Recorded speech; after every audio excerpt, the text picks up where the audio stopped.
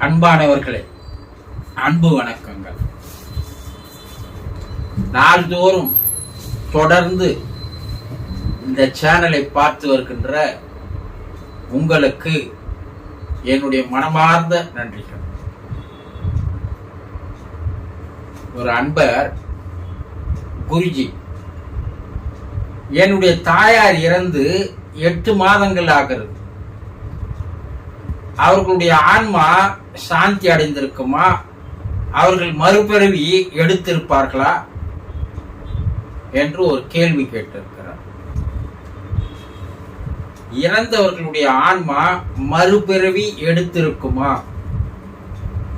என்று பல பேர் கேள்வி கேட்டு வருகிறார்கள். மறுபிறவி எடுப்பதற்கு முன்னால் அவர்களுக்கு ஆவி உலகிலே சில காலம் வாழ வேண்டிய நிலையில் அவர்கள் இருக்கிறார். பூமியில் வாழ்கின்ற பொழுது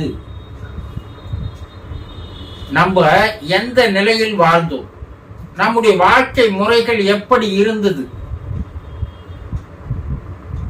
நாம் பாவங்களை அதிகமாக சேர்த்து இருக்கிறோமா, புண்ணியங்களை அதிகமாக சேர்த்து இருக்கிறோமா,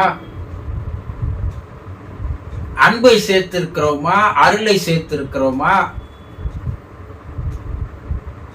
இதையெல்லாம் வைத்துத்தான் ஆவி உலகிலே அவர்களுடைய வாழ்க்கை நிலையானது பிரிக்கப்படுகிறது. இங்கிருந்து இறந்தவுடன் அவர்களுடைய ஆன்மாவானது ஆவி உலகம் செல்கிறது. ஆவி உலகத்திற்கு செல்வதற்கு முன்னால் அங்கே இவர்களுடைய பூமியில் வாழ்ந்த வாழ்க்கை முறைகளை அங்கு சரிபார்க்கப்படுகிறது. நம்ம கற்பனையா திரைப்படங்களில் சொல்லுவார்கள், யமதர்மன் சித்திரகுப்தனை கூப்பிட்டு இவர்களுடைய வாழ்க்கை முறைகள் என்ன கணக்கு பாரு, அவன் ஒரு பெரிய பேரடை திருப்பி இவர்கள் எந்தெந்த பாவங்கள் செய்திருக்கிறார்கள், எந்தெந்த புண்ணியங்கள் செய்திருக்கிறார்கள் என்று யமதர்மனுக்கு எடுத்து கூறுவான். யமதர்மன் அதை வைத்து அவர்களுக்கு எந்த இடத்தில் அவர்கள் போக வேண்டும், என்னென்ன தண்டனைகளை அவர்கள் அனுபவிக்க வேண்டும் என்று அங்கு கூறுவான். இது நம்முடைய முன்னோர்கள் கருட புராணத்தில் எழுதி வைத்திருக்கின்ற சில விஷயங்கள். இது உண்மையானதுதான். என்ன, கருட புராணம் சிறிதளவு கற்பனைகளை அதிகமாக சேர்த்து எழுதப்பட்டிருக்கிறது. ஒரு 60% உண்மை என்றால் 40% கற்பனை. அந்த கற்பனை எதற்காக என்றால், மனிதர்கள் பூமியில் வாழும்போது தமக்கு இதெல்லாம் தண்டனை கிடைக்கும் என்பதை தெரிந்து கொண்டு வாழ்க்கை முறையை மாற்றிக்கொண்டு மனசாட்சிக்கு பயந்து ஒழுங்காக வாழ வேண்டும் என்ற எண்ணத்தினால் எழுதப்பட்டது. இங்கிருந்து போகின்ற அந்த ஆன்மா ஆவி உலகத்துக்கு சென்றவுடன் அவர்கள் பூமியில் வாழ்ந்த வாழ்க்கை முறைகளை கணக்கு பார்த்து அவர்களை இருள் உலகத்திற்கு அனுப்புவதா அருள் உலகத்திற்கு அனுப்புவதா என்று இறை சக்தி அங்கே முடிவு செய்கிறது. இவர்கள் அதிகமாக பாவங்களை செய்திருந்தால், சுயநலத்தோடு வாழ்ந்து வந்திருந்தால், மற்றவர்களை ஏமாற்றி பிழைப்பதே வாழ்க்கையாக கொண்டிருந்தால், மற்றவர்களை சொத்தை அபகரிக்கின்ற செயலில் ஈடுபட்டிருந்தால், எல்லா செயலும் தீய செயலாகவே கொடூர செயலாக வன்முறை செயலாக செய்திருந்தால், மனம் முழுவதும் தீய மனமாக மாறியிருந்தால்,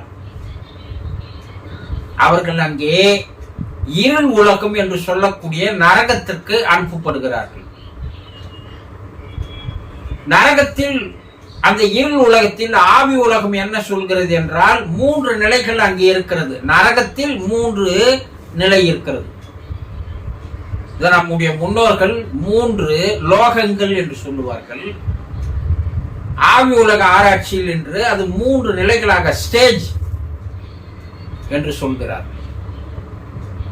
மிக அதிகமாக பூமியில் பாவம் செய்தவர்கள், கர்ம வினையை அதிகமாக சேர்த்துக் கொண்டவர்கள், அவர்கள் இருள் உலகிலே கீழ்நிலையான நிலைக்கு அனுப்பப்படுகிறார்கள். அங்கே அவர்கள் அதிகமான துன்பங்களை, அதிகமான கஷ்டங்களை அனுபவித்துக் கொண்டிருக்கிறார்கள் என்று இன்றைய உயர்நிலை ஆன்மாக்கள் கூறுகிறது. 2வது ஸ்டேஜில் ஓரளவுக்கு பாவம் செய்தவர்கள், அவர்கள் 2ஆம் நிலை, 3ஆம் நிலை. இந்த 3 நிலைகளில் அவர்கள் சில குறிப்பிட்ட காலம் தண்டனைகளை அனுபவித்தே ஆக வேண்டும். ஆங்கிலத்தில் சொல்லுவார்கள் காஸ் அண்ட் எஃபெக்ட் என்று சொல்லுவார்கள், செயலுக்கு ஏற்ற விளைவுகள்.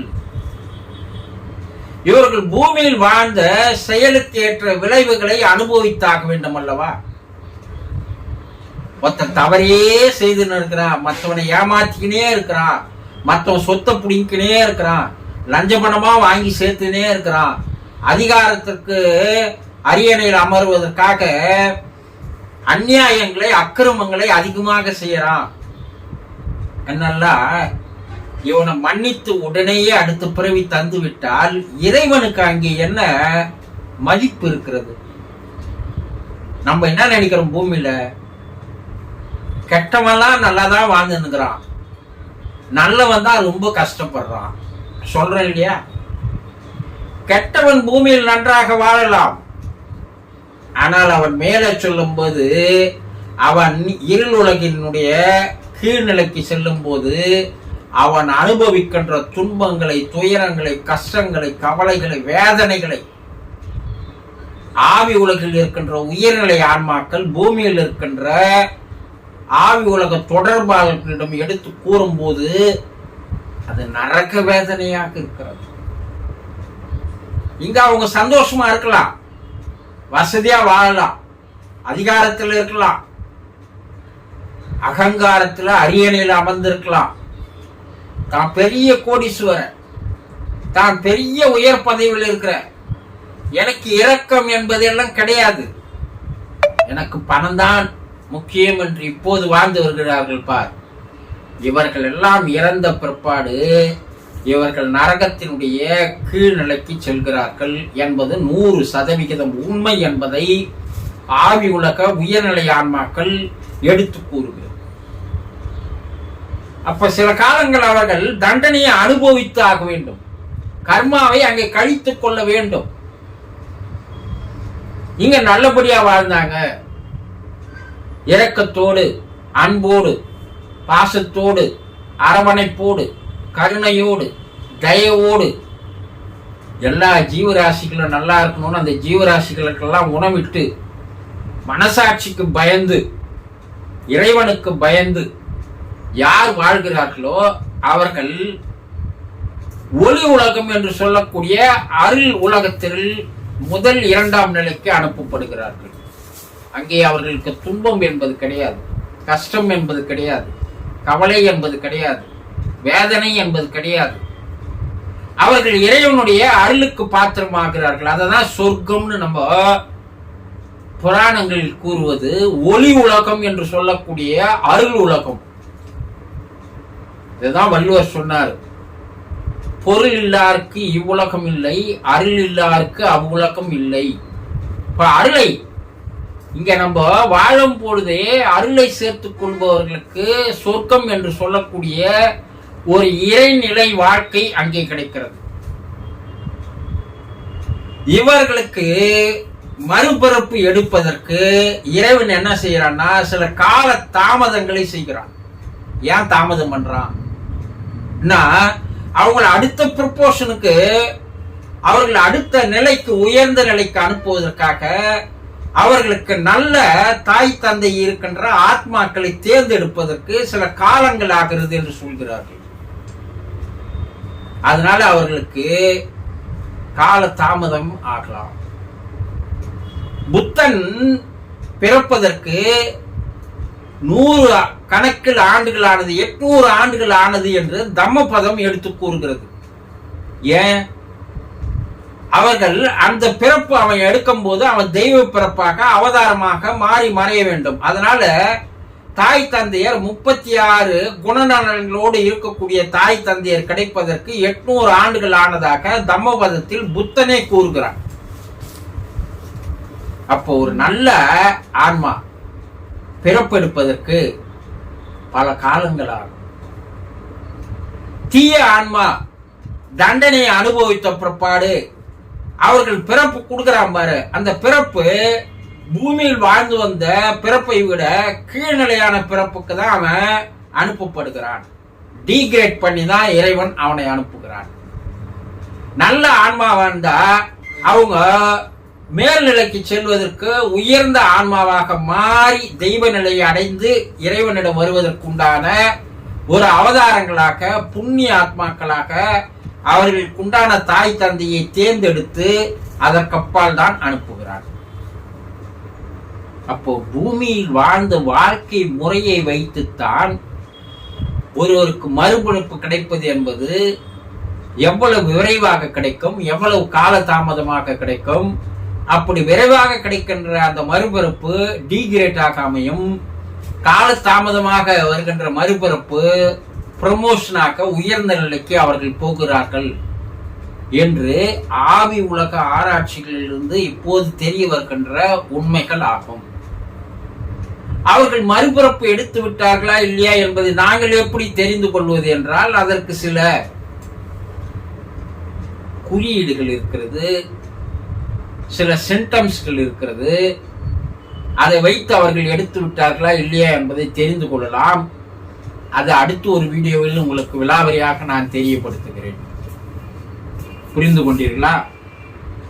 சந்தோஷம்.